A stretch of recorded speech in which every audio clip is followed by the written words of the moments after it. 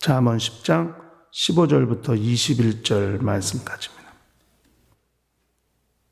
부자의 재물은 그의 견고한 성이요 가난한 자의 궁핍은 그의 패망이니라. 의인의 수고는 생명에 이르르고 악인의 소득은 죄에 이르느니라. 훈계를 지키는 자는 생명길로 행하여도 징계를 버리는 자는 그릇가느니라. 미워함을 감추는 자는 거짓의 입술을 가진 자요 참소하는 자는 미련한 자니라. 말이 많으면 허물을 명키 어려우나 그 입술을 제어하는 자는 지혜가 있느니라. 의인의 혀는 천은과 같거니와 악인의 마음은 가치가 적으니라. 의인의 입술은 여러 사람을 교육하나 미련한 자는 지식이 없으므로 죽느니라. 우리 신앙생활은 원인과 결과가 분명한 삶을 말하는 것입니다. 어떻게 했기 때문에 이렇게 된다고 하는 그 공식이 아주 분명히 대입이 되는 거예요. 그러니까 회개했기 때문에 생명을 얻고 또 회개했기 때문에 죄사함을 받고 하나님께로부터 은혜를 받았기 때문에 생명을 얻고 이런 원인, 그 이유와 결과가 분명한 것이 신앙생활입니다. 사람들은 그것을 깨닫지 못하기 때문에 그 방황하기도 하고 또 별반 그렇게 감동도 없고 자기 삶에, 자기 영혼에 일어난 것에 대한 그런 것들을 느끼지 못하고 살기 때문에 신앙생활 자체가 지루하다고 느끼기도 하고 또 마치 고행하는 것처럼 여기기도 합니다.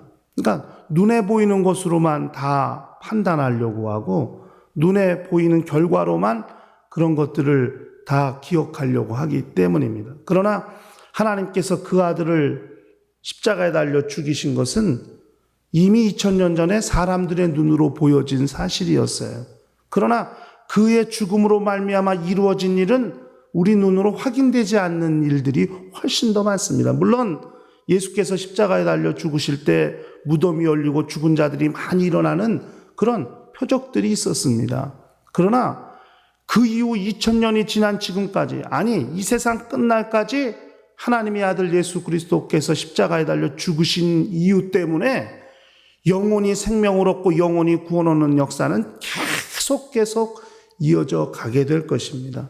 그러나 그것들을 사람의 눈으로 보여지지 않는다 해서 부인하고 부정하고 없다고 이렇게 단언할 수는 없다는 사실을 기억할 필요가 있는 것이죠. 그러므로 원인과 결과가 분명한 거예요. 아주 확실한 거예요. 예수 믿으면 구원받습니다.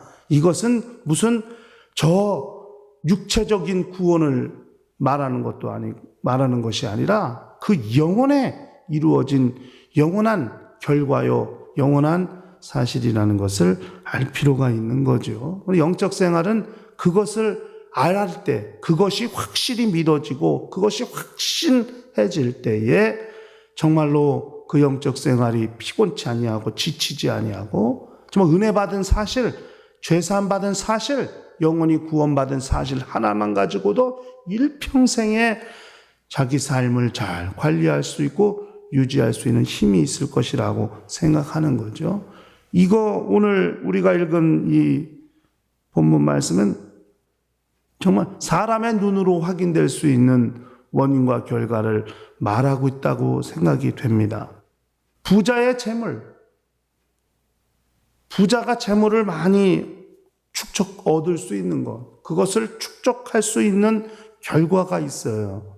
그것은 반드시 무슨 이유가 있기 때문에 그렇게 돈을 잘 버는 거예요. 이 세상에서도 돈을 잘 버는 사람들은 또 그렇게 돈이 많은 사람들은 그 원인, 이유가 분명히 있을 겁니다.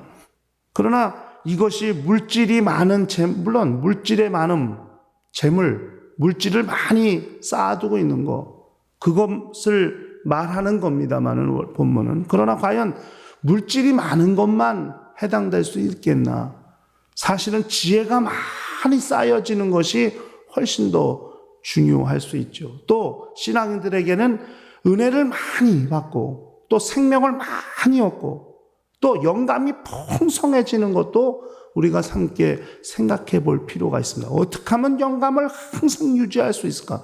어떻게 하면 은혜를 항상 유지할 수 있을까? 어떤 사람은 은혜는 받기는 잘 받는데 바로 봐도 은혜를 다 쏟고 은혜를 다 잃어버리고 상실해버려서 은혜가 빈곤하고 은혜가 고갈되는 사람들도 많이 있는데, 그저 은혜 받은 것이 항상 마치 그것이 저축되시지, 이 재물이라는 게 축적하다는 단어에서 왔거든요.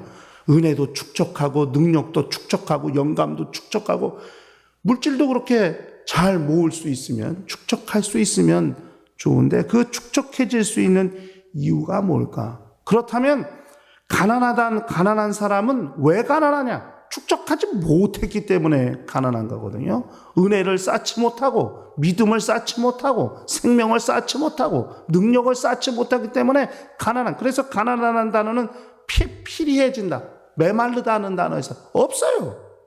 싼 게 없어요.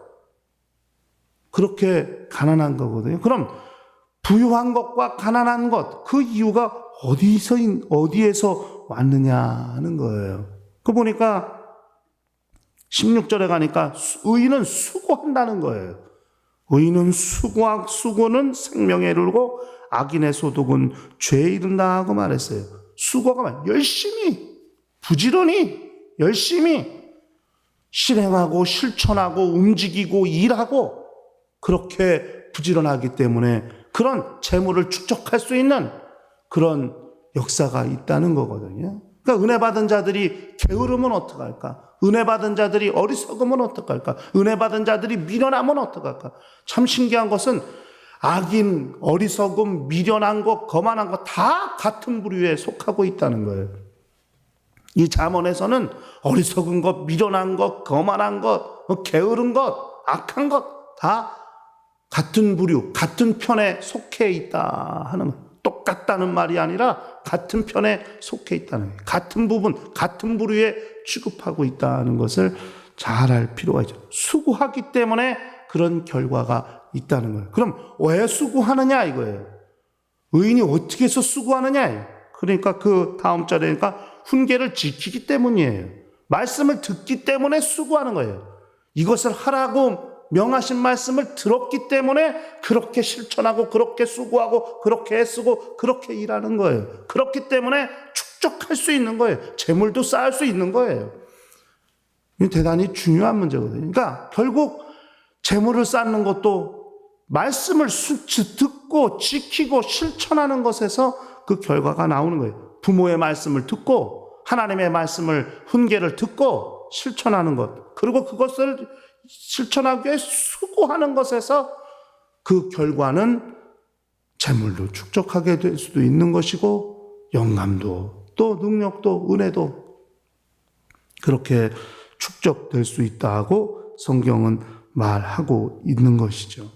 그런데 그렇게 재물을 축적, 여기 이제 뭐 재물에 관한 이제 본문이니까 재물을 축적, 또 신앙인들에게서 축적될 수 있는 영적 다양한 요소들이 있는데 그것을 축적하기 위하여 하나님의 말씀을 훈계를 지키고 또 그렇게 수고하여 축적할 수 있는데 그것을 이루기 위해서 가장 중요한 마치 전제 조건과 같은 것이 뭐냐면 입술을 제어하는 것이다 하는 것입니다.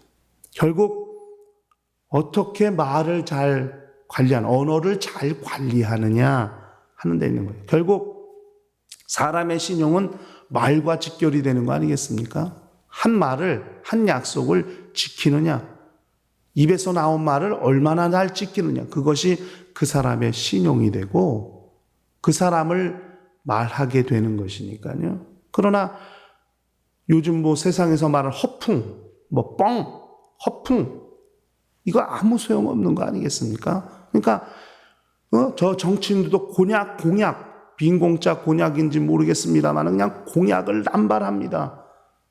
아주 요즘은 집으로요, 무슨 그렇게 여론조사 전화가 많이 오는지 모르겠어요. 아마 제가 사는 동네가 국회의원 보궐선거를 해서 그런가 봐요. 아주 그냥 어제 저녁에도 한 1시간 터움으로 계속 무슨 뭐 여론조사 기관입니다. 제가 그냥 전화를 그새 소리만 나면 전화를 그냥 끊는데 아무 다 이렇게 공약은 남발하지만은 사실 그것을 제대로 약속을 이행하고 실천하는 거 거의 보지 못하거든요. 그래서 이게 언어에 관한 문제거든요. 이게 입술을 잘 제어해야 된다는 거예요. 입술을 잘 제어해야 된다는 거예요. 의인의 혀는 천음과 같거니와 악인의 마음은 가치가 적다. 이 의인의 혀라는 말이, 이 혀라는 말을 보니까 이게 쐐기에서 왔더라고요. 쐐기 박는 거예요. 이 혀로. 그래서 혀는 불의의 세계라고 야고보서도 말했는데 얼마나 그 혀를 잘 관리하고 다스려야 하는가 하는 걸 말하고 있고, 그 다음에 가니까 의인의 입술은 여러 사람을 교육하나 미련한 자는 지식이 없으므로 죽느니라 하고 그렇게 말했습니다.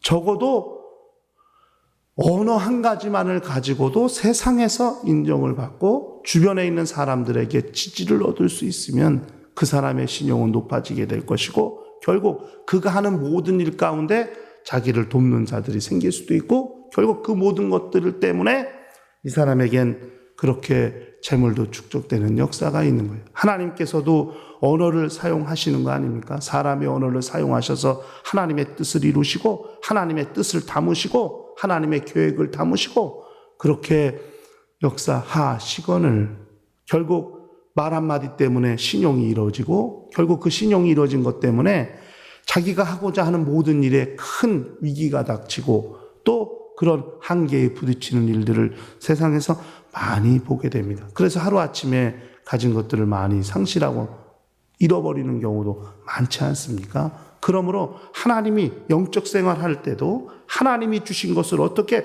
축적할 수 있느냐, 그것은 수고하는 사람에게, 그다음 하나님의 말씀을 순종하고 지키는 역사를 통해서 그런 일이 있을 텐데, 하나님의 말씀을 듣고 순종하는 일에 가장 우리가 조심하고 관심을 가져야 할 것이 결국 언어와 관련된 일이라 하는 것입니다.